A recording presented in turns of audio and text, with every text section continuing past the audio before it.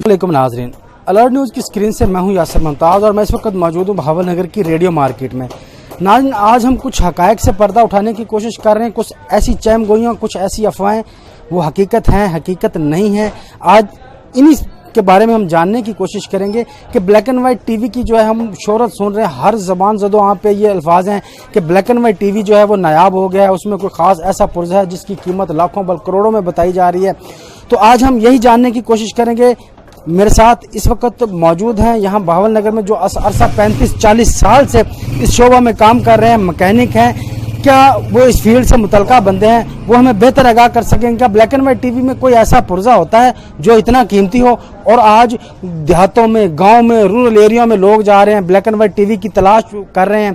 तो आज हम यही जानने की कोशिश करेंगे। आइए आप भी हमारे साथ और जानिए।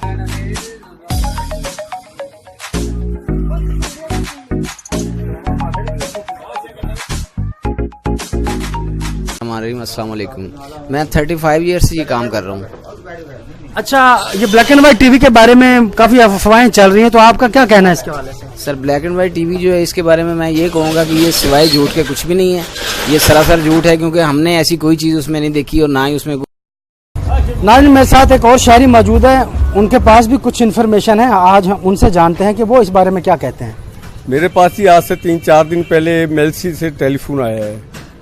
उस पार्टी ने कहा भी जितने का भी मिलता है मैं खरीदार हूँ, उसमें ब्लू कलर होना चाहिए। उसके ट्यूब में पीछे ट्यूब के अंदर ट्यूब है ना टीवी के अंदर, उसमें ब्लू कलर का जो ना एक श्वा है वो मुझे चाहिए।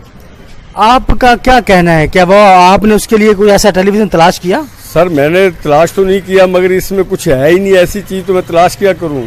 अच्छा, यानी कि आप पहले से वाकिफ हैं इसके? इसमें हाँ जी, बिल्कुल वाकिफ है जी इन चीजों से। शुरू से जब बालों वाले टीवी ये रेडियो आए तो उस टाइम से वाकिफ है इन चीजों के, मगर इसमें ऐसी कोई चीज़ नहीं है जो कि कारआमद आए या वो लोगों को बेवकूफ़ बनाने वाली बात है। किसी ने बना दिया भी ये चीज़ ले लो जी, इसमें फलां चीज़ है, इतने के लाख के खरीद लूँगा, मगर उससे है कुछ भी नहीं। वालेकुम, मैं असगर शाह हूँ जी। मेरी तकरीबन 40 साल हो गए मेरी इसी मार्केट में दुकान है।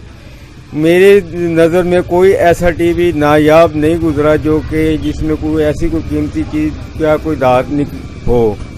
आज तक मैंने कोई ऐसा जो है ना, कोई भी ऐसी चीज टीवी ब्लैक एंड वाइट में या कलर टीवी में मैंने नहीं देखी।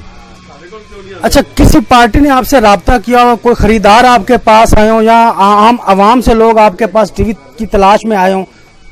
वो लोग आते जरूर हैं, लेकिन वो अपना नंबर दे के जाते हैं। जब उनसे फोन किया जाता तो वो कहते हैं कि भाई फलां आदमी से बात करो, फलां आदमी से बात करो, लेकिन खरीदार को नहीं आता। अच्छा, आप हमें ये बताएं कि टेलीविजन में कोई ऐसा खास पुर्जा होता है कि जिसकी कीमत इतनी ज्यादा, जितनी आम बताई जा रही इतनी ज्यादा हो?